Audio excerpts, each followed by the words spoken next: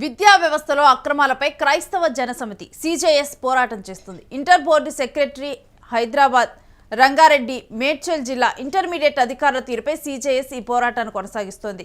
Corporate intermediate కాలేజీలు నిబంధనలు ఉల్లంఘిస్తున్నాయి అంటూ ఆరోపణ చేస్తున్నారు. ఒక్క పర్మిషన్తో 2-3 ప్రాంతాల్లో అనధికారికంగా క్లాసులు నిర్వహిస్తున్నారంటూ సిజేఎస్ ఆరోపణ చేస్తోంది.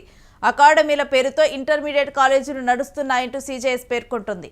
18 బ్రాంచులపై ఫిర్యాదు చేసిన 2 ఏళ్లుగా కూడా ఇప్పటి వరకు చర్యలు తీసుకోవటం లేదంటూ సిజేఎస్ చెబుతోంది. నిబంధనలు ఉల్లంఘించిన కాలేజీలకు 10 లక్షలు ఫైన్ వేయాలంటూ కూడా వాళ్ళు డిమాండ్ చేస్తూ ఉన్నారు. తెలంగాణ రాష్ట్ర ముఖ్యమంత్రి యనమల రేవంత్ రెడ్డి గారికి Telangana inter board secretary Krishna Aditya IAS గారు పైన మరియు 3 జిల్లాలు అనగా హైదరాబాద్, రంగారెడ్డి, మేడ్చల్ జిల్లాల ఇంటర్మీడియట్ అధికారుల పైన కూడా వాళ్ళ యొక్క పనితీరు పైన చర్యలు తీసుకోవాలని చెప్పేసి ముఖ్యమంత్రి గారికి ఈరోజు లేఖ రాయడం జరిగింది. ఎందుకు ఆ లేఖలో ఉన్నటువంటి ముఖ్యాంశాలు ఏంటంటే 2 సంవత్సరాల నుంచి కంప్లైంట్లు పెండింగ్లో ఉన్నాయి. దాదాపు 18 బ్రాంచీల పైన 18 జూనియర్ కాలేజీల పైన నేను కంప్లైంట్ ఇవ్వడం జరిగింది. నోటీసులు ఇచ్చి షోకాజ్ నోటీసులు ఇచ్చి కాలయాపన చేస్తూ టైంపాస్ చేస్తూ ఉన్నారు.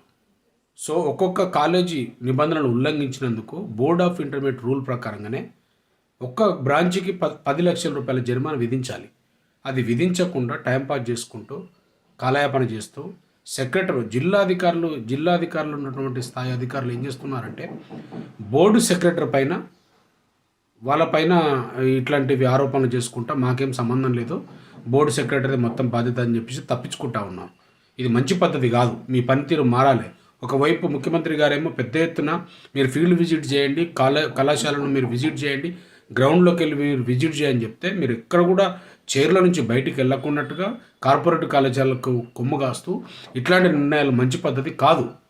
తక్షణమే సెక్రటరీ గారు అండ్ బోర్డ్ ఆఫ్ ఇంటర్మీడియట్ అధికారులు కూడా దీనిపైన స్పందించాలి.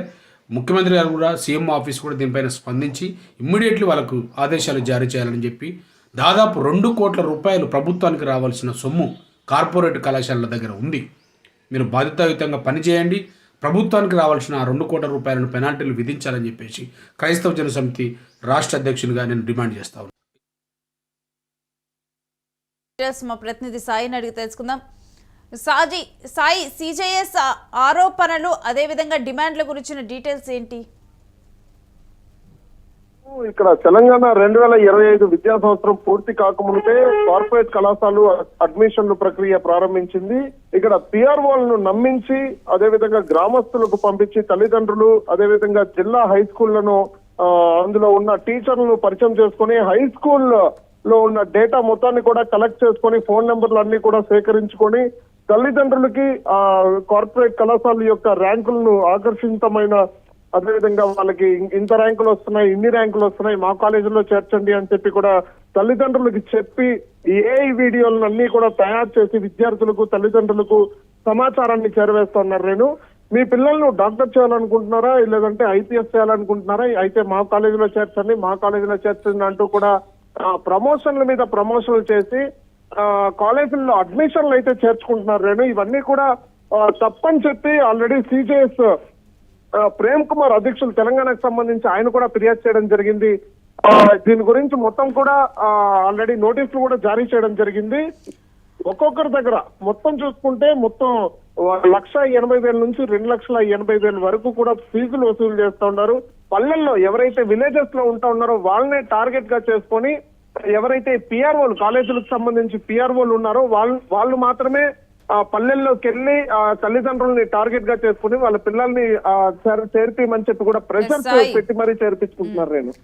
మరొకటి ఏంటంటే వీళ్ళు ఇంత ఫీజులు పెట్టి చదువుతున్నా కానీ అసలు ఆ కాలేజీలకు సరిగ్గా పర్మిషన్స్ ఉన్నాయో లేదో కూడా తెలియని పరిస్థితి అంటూ కూడా ఇప్పుడు సిజేఎస్ వ్యాఖ్యానించింది మనం చూసాము.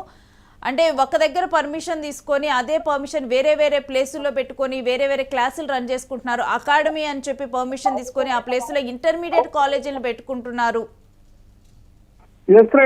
ఒక్క కాలేజ్ ఇప్పుడు నార్మల్ గా చూసుకుంటే ఒక ప్రైవేట్ సంస్థకు చెందిన ఒక ఇంటర్మీడియట్ కాలేజ్ అయితే ఆ పర్మిషన్లు తీసుకొని ఆ పర్మిషన్లతోనే ఇంకో కాలేజ్ నియమించి ఆ కాలేజ్ స్థాపించి అందులో కూడా స్టూడెంట్స్ ని పెట్టి చదివిస్తా ఉన్నారు. చాలా దాకా చూసుకుంటే ప్రైవేట్ టీచర్లు అంటే ప్రైవేట్ టీచర్లు 10,000కి 15,000కి జీతాలకి ఉద్యోగాలకు తీసుకొని వాళ్ళతో పిల్లలకి మెంటల్ గా ప్రెషర్ పెడతా ఉన్నారు. నేను మామూలుగా చూసుకుంటే పర్మిషన్స్ అనేది ఇప్పుడు 4 కాలేజీలు ఉంటే 4 కాలేజీలకు సంబంధించి పర్మిషన్స్ ఉండాలి. ఈ పర్మిషన్స్ కూడా ఏమీ లేవు. ప్రెసెంట్ సిచ్యువేషన్ అయితే ఇవి కూడా ఏమీ లేవు. సో ఇక్కడ వీళ్ళు మా సిజేఎస్ ప్రేమ్ కుమార్ అనే వ్యక్తి తెలంగాణకు సంబంధించి అధ్యక్షులు, ఈయన కూడా ఫిర్యాదు చేయడం జరిగింది. మరి సో సాయి, పూర్తిగా దీని గురించి విచారించాలని కూడా చెప్పడం జరిగింది. 2 సంవత్సరాల నుంచి ఇదే అంశం మీద ఫిర్యాదు చేస్తున్నా కానీ ఎవరు పట్టించుకోవటం లేదని చెప్తూ ఉన్నారు. ఇప్పటి వరకు కూడా ఎవరెవరికి ఫిర్యాదు చేయడం జరిగింది? పై అధికారుల దృష్టికి ఏమన్నా వీళ్ళు తీసుకొని వెళ్ళటం జరిగిందా? ఎందుకు దీని మీద చర్యలు తీసుకోవటం లేదు ఏంటి? ఇప్పటికే ఈయన జూనియర్ కళాశాలపై inter board secretary Krishna Aditya IAS కి అదే విధంగా ప్రేమ్ కుమార్ గారు ఫిర్యాదు చేయడం జరిగింది. సో ఐఏఎస్ కి అదే విధంగా కలెక్టర్లకి దీని గురించి అంతా చాలా సార్లు కూడా ఫిర్యాదు చేయడం జరిగింది. అయినప్పటికీ లోపల అంటేస్తున్నారు. ప్రైవేట్ సంస్థలు వాళ్ళకి ఉద్యోగాలు అదే విధంగా స్కూల్లో అడ్మిషన్లు కావాలని చెప్పి లోపల గ్యాంబ్లింగ్ చేస్తున్నారు అనేది ప్రధానంగా వినబడతా ఉంది.